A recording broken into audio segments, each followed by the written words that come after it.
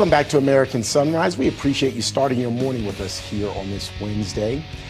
Mexican authorities seized roughly 2.7 tons of synthetic drugs in Tijuana. The haul was reportedly set to cross the border into the United States. As RAV correspondent Oscar El Blue Ramirez reports, Mexican cartels remain one of the main challenges at the border. The Mexican National Guard has intercepted a tractor-trailer at a commercial port of entry, preventing 2.7 tons of narcotics from reaching the United States of America. Following multiple X-ray inspections, authorities discovered 225 black packages containing a substance with it was designated as cocaine, along with 122 primarily packages believed that they are methamphetamine. The significant seizure comes after the measures of the threat of a tariff from the Trump administration that they have pressured Mexico's president to implement more rigorous pre-checkpoint inspections before the goods and vehicles reach the United States border. These measures have resulted in multiple arrests and major drug seizures before narcotics entering the American territory. On the western end of the border near Imperial Beach, illegal cartel-led crossings have dropped by nearly 95%. The area once notorious by migrants risking their lives swimming around the border wall and paying smugglers is now largely under control. At the Chaparral pedestrian crossing, major processing point for migrants under the Biden administration and once home to the well-known Biden Let Us In t-shirts and cabinet, the situation has shifted dramatically as the CBP-1 application that is no longer active. There's no long lines, and they have quite disappeared as American NGOs once operated the area are no longer present. Further east in the mountain regions of Tijuana, once considered one of the most dangerous and uncontrolled gaps along the border, the U.S. Border Patrol and the National Guard of Mexico are now working jointly to secure the area. This crossing has been exploited by cartels to smuggle migrants from Afghanistan, India, and China, generating millions of dollars for the criminal networks. Officials say that the current border policies are not only enhancing U.S. national security, but also pressuring Mexico to take a stronger action against cartel operations, reducing illegal crossings, and are preventing large quantities of drugs from entering the United States. I'm Oscar Blue for Real America's Voice News, reporting from Tijuana, Mexico. Oscar joining us live now from Tijuana to talk more about that. Also, the host of Law and Border here on RAV, Ben Berkram, joining us as well. He's in California. Ben, stand by. Oscar, I want to follow up on your reporting there. It sounds like President Trump's tariffs are having an effect and are forcing Mexican officials to take a more harder stance on issues on the opposite side of the border. But what challenges still remain? Well, just yesterday, Terrence, good morning to everybody. Just yesterday, breaking news for the audience, as we are going to possibly be talking about this topic the whole week. 26 drug leaders and kingpins were again extradited to the United States of America. This amid to the pressure that Trump has been, basically been saying that he's possibly going to be sending, troops into Mexico. The Mexican president sent another 26 drug lords and leaders of cartel organizations into the United States of America, extradited since yesterday. This has been a complete pressure on the Mexican authorities. Now they are putting checkpoints and meticulous X-ray and National Guard checkpoints before crossings into the United States of America in several particular locations, like the commercial line, the truck driver commercial line. That 2.7 tons of synthetic drugs was a historic seizure over here in the commercial line in the part of Otay Mesa in Tijuana, Mexico. Terrence. Hey, Oscar, just really quickly, a follow-up. So it's my understanding also that these extraditions are being taken, or these measures are being taken because the reality is once these cartel members arrive in the United States, they could face the death penalty, or at least that's the opportunity. That's the potential. That was the premise on the interaction with the American authorities. And also it was one of the negotiations with the Trump administration. Yes, Terrence. All right, good information there. Ben, want to shift to you. The White House, of course, continuing to tout the massive success that's happening at the southern border since President Trump has retaken office. Here's some of what was said yesterday. The Trump administration continues to shatter records on border security.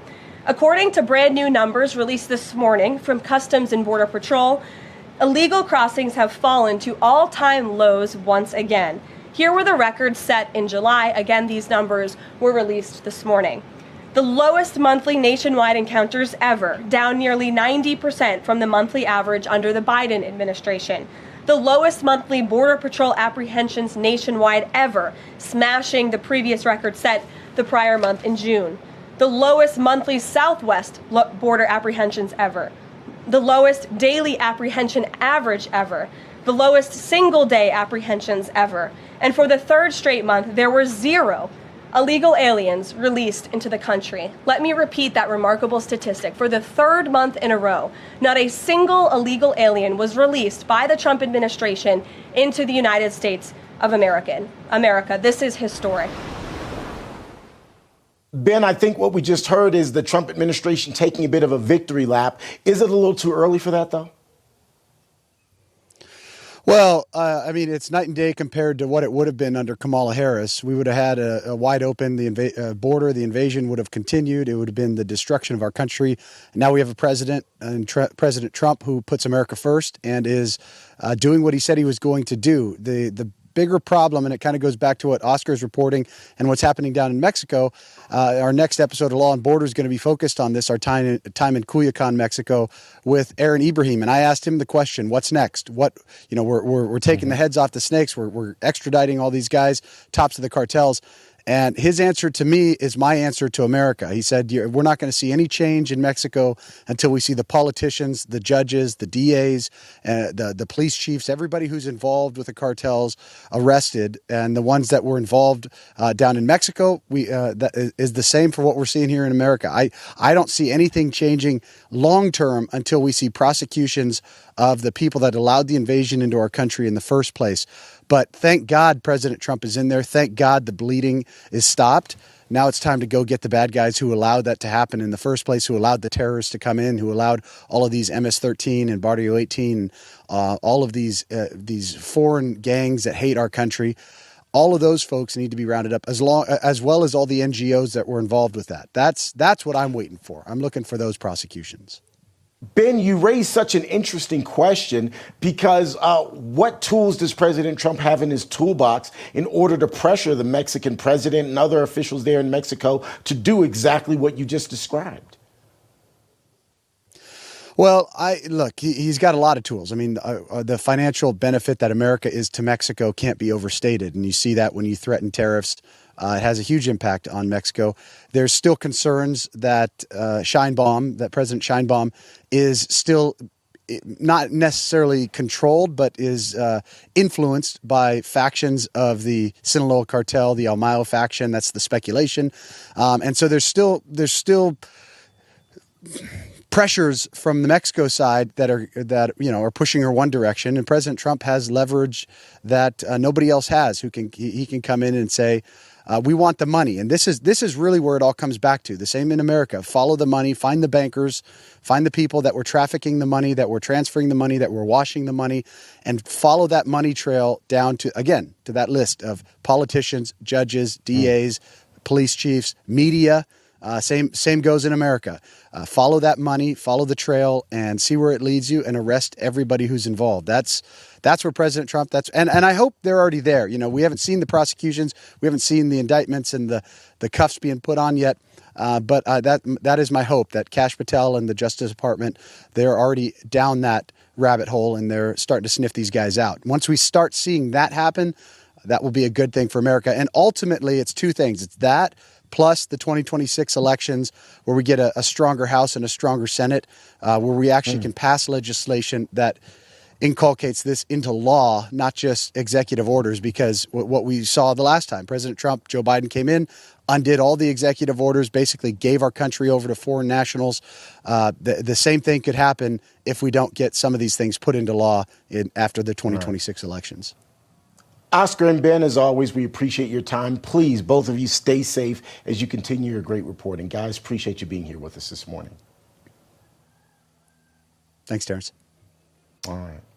Coming up, get your head out of your phone, and folks, listen up, please. What is all of that aimless scrolling you do on your phone all day doing to your personality?